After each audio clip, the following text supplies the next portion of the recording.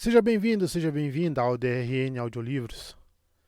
Se você curte aí histórias de alta fantasia e outros tipos de livros, siga a gente aí, que sempre estamos produzindo bastante coisa. Deixe suas dicas para leituras futuras, mesmo que eu não traga imediatamente, em alguma hora eu vou trazer. Se tem alguma dica de melhoria também, deixe nos comentários que a gente sempre tenta te seguir. E que 2023 seja um ano melhor para todos nós. Não esqueça de curtir e deixar o like para dar uma força pra gente no canal também aí. E vamos mergulhar nas nossas aventuras. God of War, livro segundo. A história oficial que deu origem ao jogo. Robert E. Wardman, editora Leia. Capítulo 1. Meu amor. Surgiu o sussurro suave, carregado de urgência. Eu quero você. Kratos, o deus da guerra, acordou agitado, balbuciou sons indecifráveis e se espreguiçou. O nome de sua amada Lisandra se formou em seus lábios. Ele se sentou e olhou em volta do pequeno aposento, iluminado por uma fogueira. O aroma do sabugueiro queimando permeava o ambiente.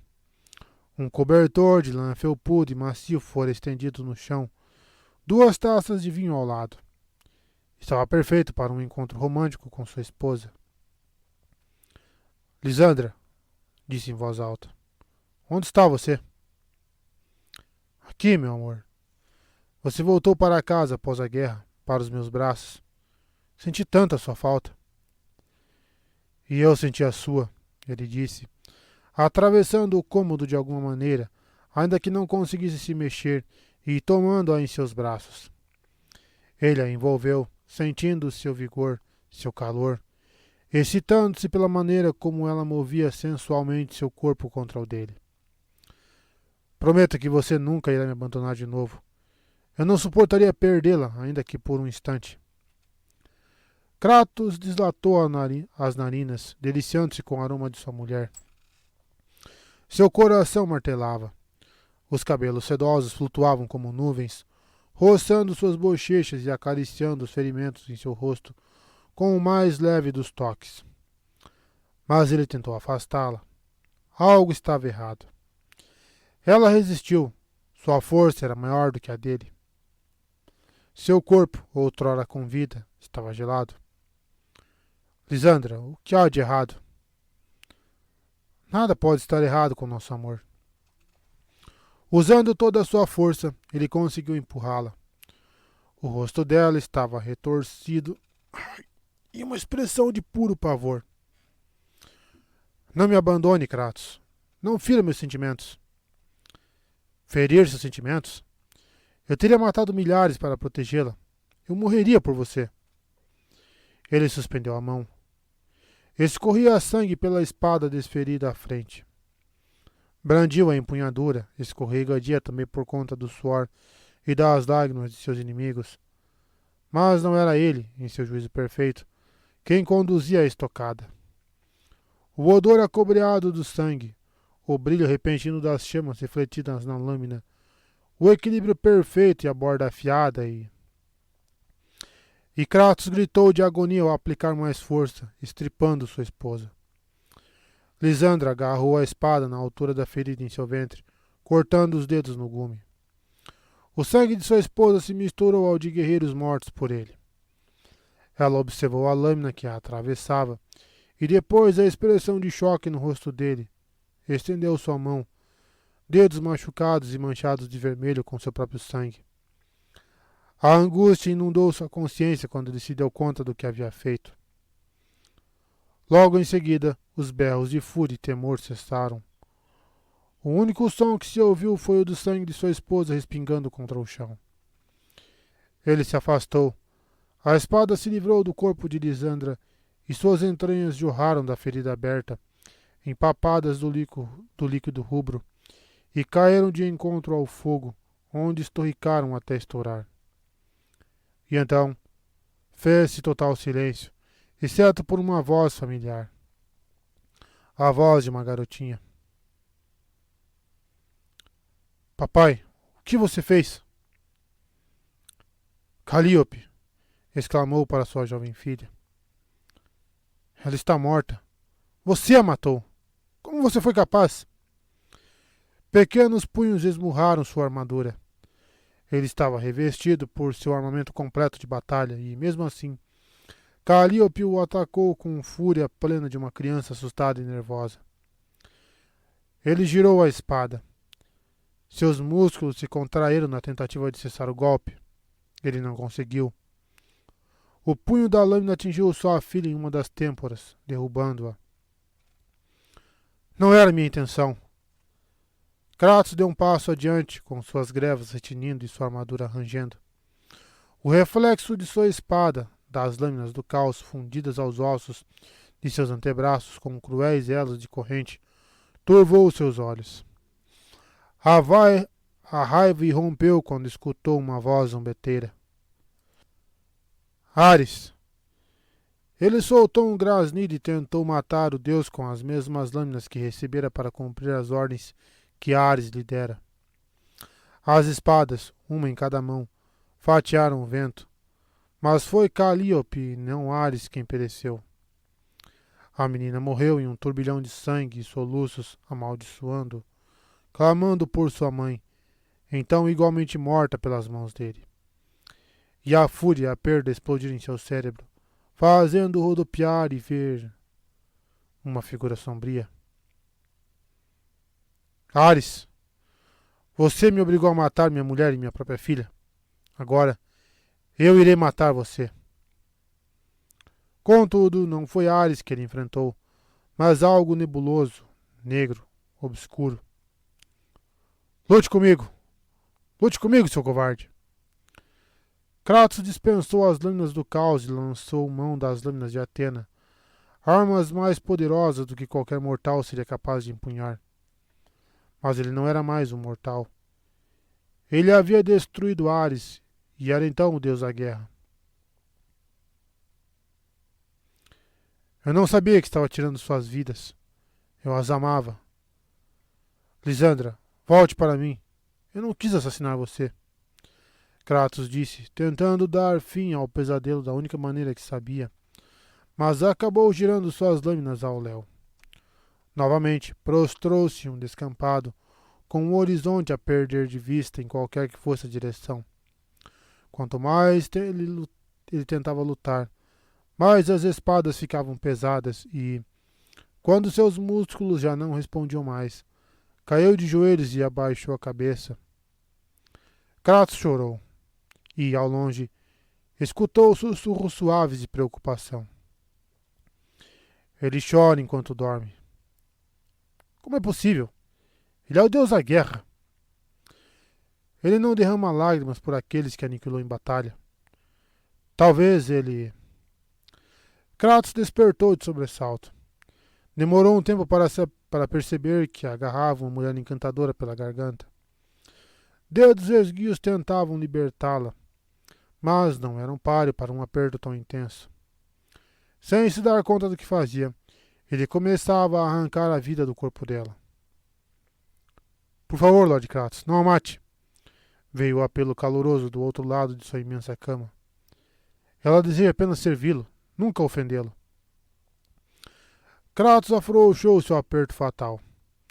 A mulher que ele quase havia matado caiu sobre as pernas descobertas dele, tentando recuperar o fôlego.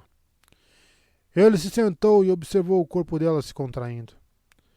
Ela usava um vestido de seda de um verde pálido que revelava suas curvas voluptuosas.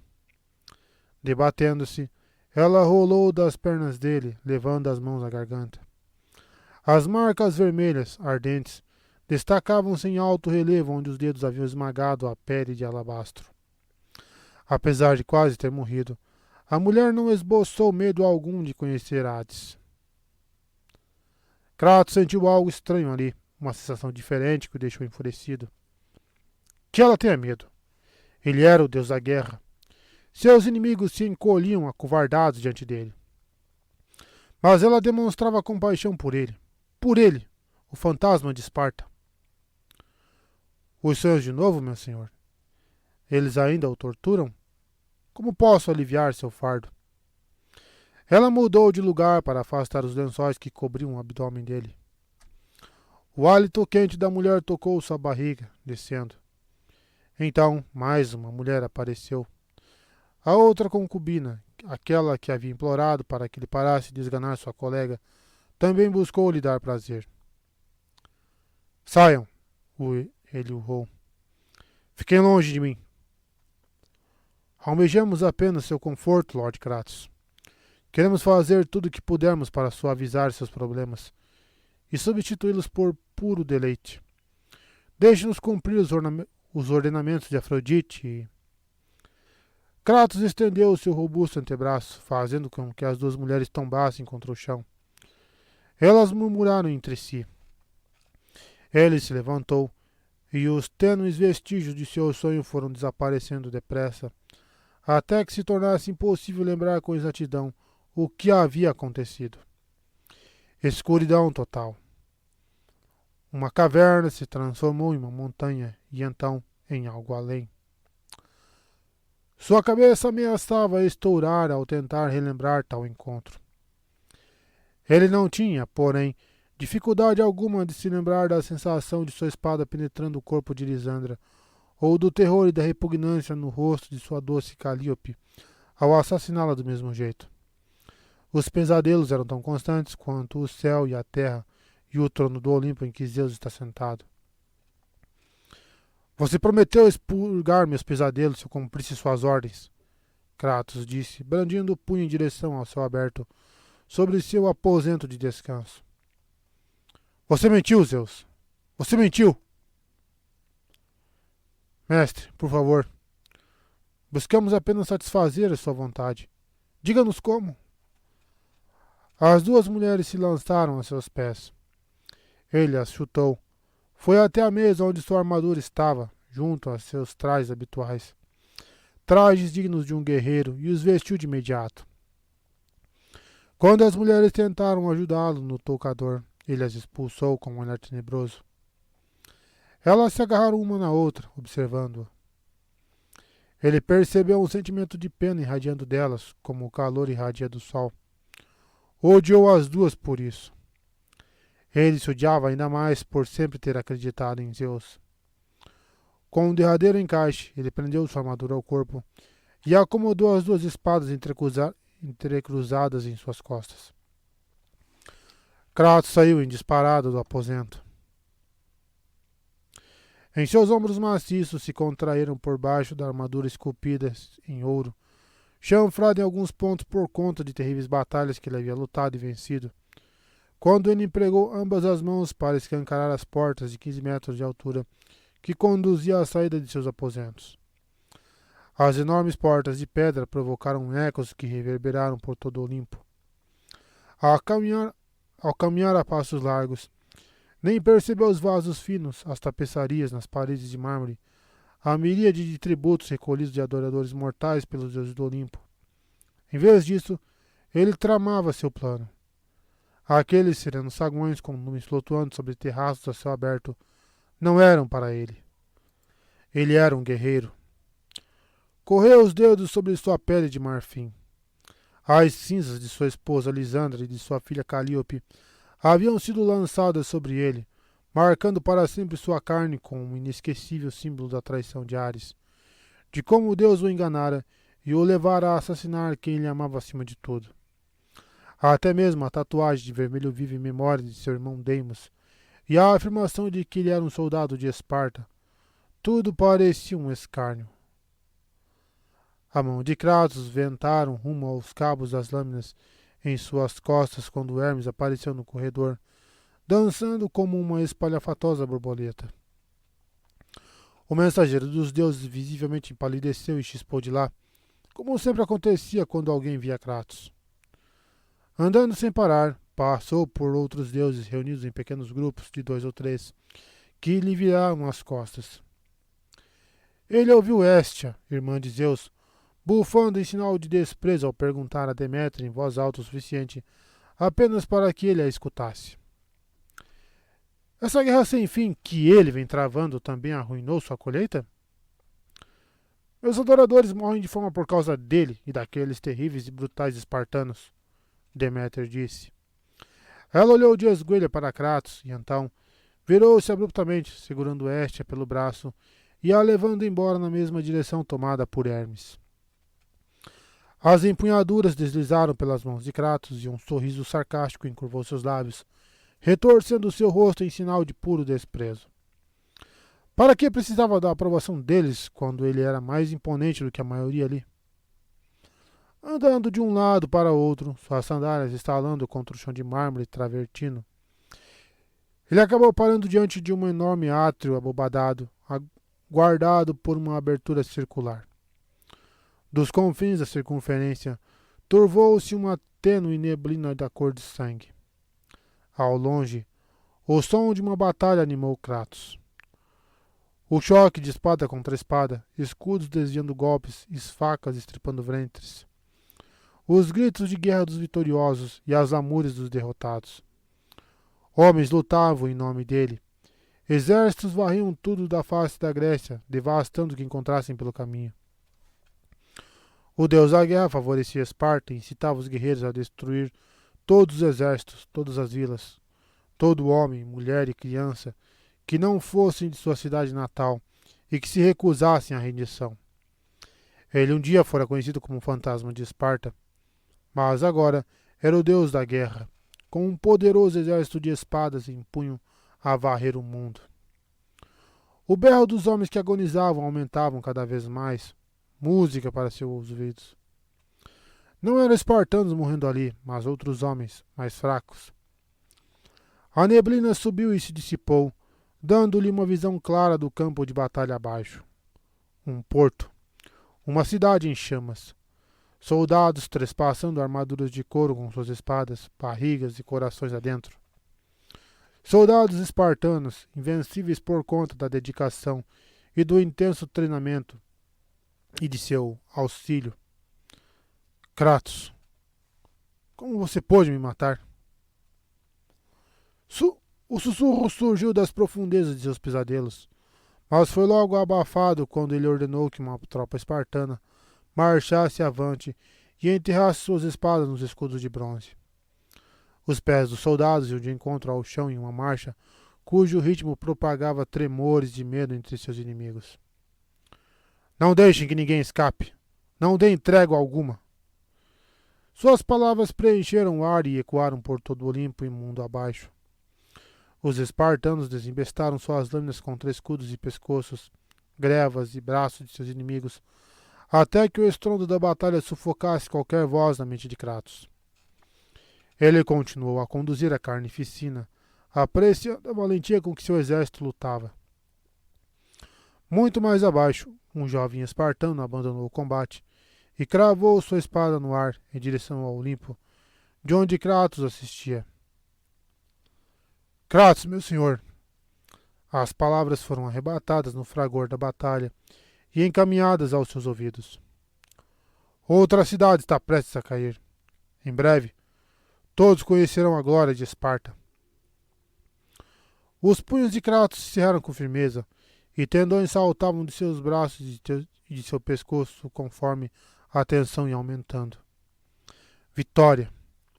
Ele não precisava de Hermes trazendo notícias gloriosas quando podia ele mesmo assistir seus exércitos de uma posição tão privilegiada. Kratos, porém, nunca fora apenas de assistir. A visão de habilidosos guerreiros combatendo os sempre pusilânimes defensores da cidade portuária de Rhodes, ofertada a Apolo, disse-lhe para apressar-se caso quisesse compartilhar do sangue e da glória da vitória. Calcou suavemente os pés no chão de pedra e se posicionou. Respirou fundo, enchendo as narinas com o aroma do nardo. Virando-se devagar, encarou Atena. A deusa observava com um misto curioso de raiva e súplica. Seus lábios, tatuados a sépia, se afastaram, mas ela não falou de imediato. Os desenhos circulares que marcavam seu rosto pareciam ter vida própria, como se aquelas tatuagens pudessem possuí-la. Mas Kratos bem sabia. Dentre todos os deuses, a Atena era a que tinha maior autocontrole. Suas artimanhas eram inteligentes e sutis, e trouxeram-no ao Olimpo como um deus. A armadura de Atena, esculpida com perfeição, rangeu de forma discreta quando ela estendeu sua mão e a colocou sobre o ombro de Kratos. Ele se desvencilhou com ímpeto. A fúria se edificou novamente. Basta, Kratos. A indignação do Olimpo só aumenta. Mesmo eu não serei mais capaz de protegê-lo. As delicadas coroas de ouro que ornamentavam sua cabeça capturaram a luz do sol, fazendo-a parecer ainda mais divina. Ela vestia sua armadura de batalha, e não por convenção, como tantos outros deuses, mas porque ela era de fato uma guerreira. Ele a apreciava por isso e pelo modo como ela vestia a panóplia de couro e bronze, para mostrar o quão diferente era de tantos outros que se recusavam mesmo a falar com ele, quanto menos enfrentá-lo. Ela, contudo, não era sua aliada. Sempre tomou partido de Zeus e tagarelou sobre o que era melhor para o Olimpo, como se ele devesse se importar com isso. Kratos soltou um urro gutural e empurrou violentamente a deusa. Eu não preciso de proteção. Você se esquece de que fui eu quem lhe tornou um deus, Kratos. Não vire as costas para mim. Não lhe devo nada. Então você não me deixa escolha.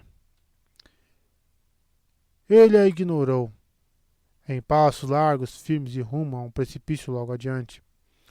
O piso de mármore chegou ao fim, dando-lhe uma vista estonteante da terra muito abaixo de si. Kratos ficou em silêncio, deixando que o som da batalha o alcançasse, mesmo àquela altura toda. Ele respirou fundo e sentiu o cheiro mordaz de sangue derramado. A batalha logo terminaria. Ele queria estar presente para saudar os soldados espartanos e saborear a vitória sobre a cidade de outro deus patrono, quem quer que ele fosse. Kratos não sabia dizer se aquilo importava. Deu um passo à frente, posicionou-se e se lançou de cabeça em direção ao longínquo chão. O vento o arrebatou ao despencar feito uma flecha. Kratos, não! Ele ouviu a languida advertência de Atena. Kratos, Atenas disse, estendendo a mão como se tentasse detê-lo. Mas ele já havia mergulhado fundo em direção à terra, para longe dela e do Olimpo. Deixe que esse tolo se vá. Surgiu uma voz como rocha se entrechocando. Eu irei recepcioná-lo no submundo muito em breve. Ele é um deus, meu querido tio. Ela disse a Hades sem olhar para ele, sentindo sua presença sombria. O zunido de Kratos perpassando o vento foi substituído incongruentemente pelo churiar de gaios azuis batendo suas asas pelos céus do Olimpo. Se ela não soubesse, teria até pensado que tudo estava em paz e que a harmonia reinava plena a tão sublime altura. Ventos suaves acariciavam seu rosto adornado, levando consigo o odor de perfumes penetrantes e os sons dos deuses fanfarronando em seus palácios. Nenhum sinal de problemas à vista, a menos que ela chegasse a enfrentar Hades e sua austeridade. Eu o aceitarei de bom grado, ele em especial. Já fui enganado por ele antes.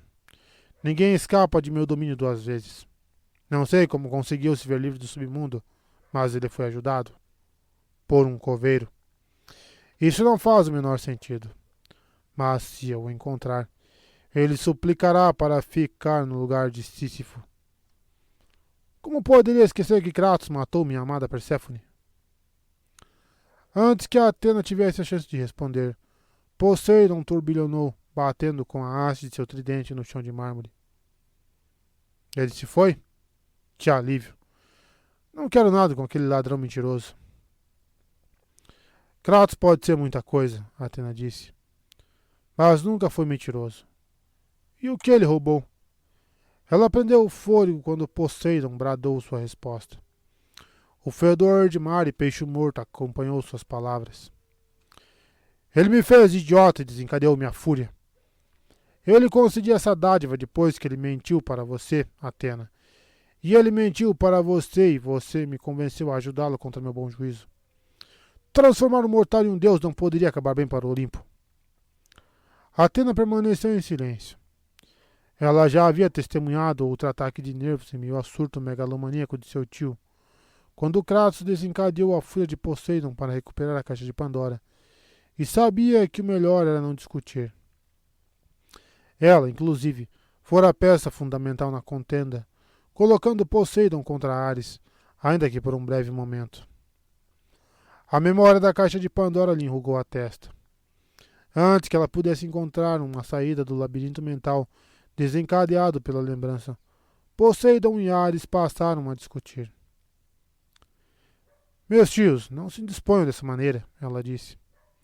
Atena se prostrou entre eles antes que partissem as vias de fato. Por vezes, mal-humorados e sempre impacientes, os dois perturbavam a aparente tranquilidade do Olimpo. Ou a paz teria sido apenas uma farsa desde a partida de Kratos.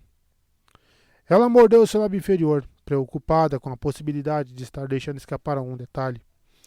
Um detalhe possivelmente tão importante quanto a disposição de Kratos para destruir qualquer cidade-estado que não se autodenominasse Esparta.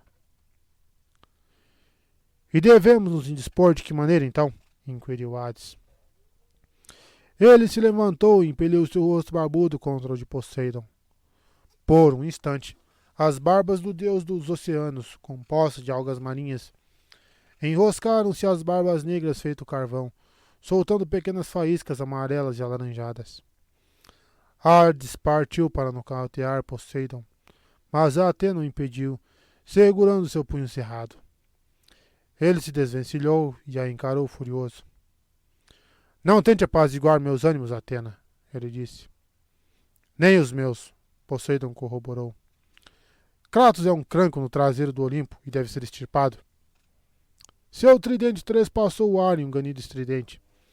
As lâminas passaram a poucos centímetros do rosto de Atena. Poseidon perdia a paciência com muita frequência, mas nunca de forma tão ameaçadora. Ele recuou e pareceu, por um instante, assustado com o que havia feito, mas não pediu desculpas. Tampouco Atenas esperava do Senhor dos Oceanos. Ele foi longe demais. Hades resmungou, torcendo suas mãos como se o pescoço de Kratos estivesse entre elas. Como ele ousa matar aqueles que nos adoram, ainda que sejam meros mortais? Pensem no que Kratos fez à sua preciosa Atlântida. Poseidon começou a retorquir, mas logo entendeu o que Hades queria dizer. Seu rosto foi tomado pela cólera. Meu irmão, o que você decidir está decidido. Pode contar comigo. Poseidon bateu com a coronha de seu tridente no chão, alastrando rachaduras a partir do ponto de impacto. Os dois foram embora, discutindo. Nunca houvera paz no Olimpo. Nem mesmo Zeus poderia evitar o descontentamento dos deuses com suas preocupações mesquinhas e conspirações tacanhas. Os tios de Atena, porém, não estavam agindo como de costume. Ela caminhou até a borda de onde Kratos havia saltado. Muito mais abaixo, a batalha se desenrolava. Talvez a batalha final daquela que seria a mais poderosa campanha de Kratos. Seus guerreiros espartanos haviam conquistado todas as outras cidades, salvo Rhodes.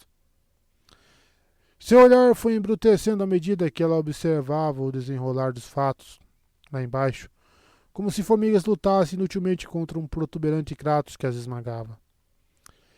Ela se apressou em falar com Zeus, mas temia que a paciência do Pai dos Céus tivesse se esgotado. Kratos tinha de ser impedido antes de enterrar todos os adoradores de todos os deuses em seus túmulos. Todos, salvo os seus preciosos espartanos.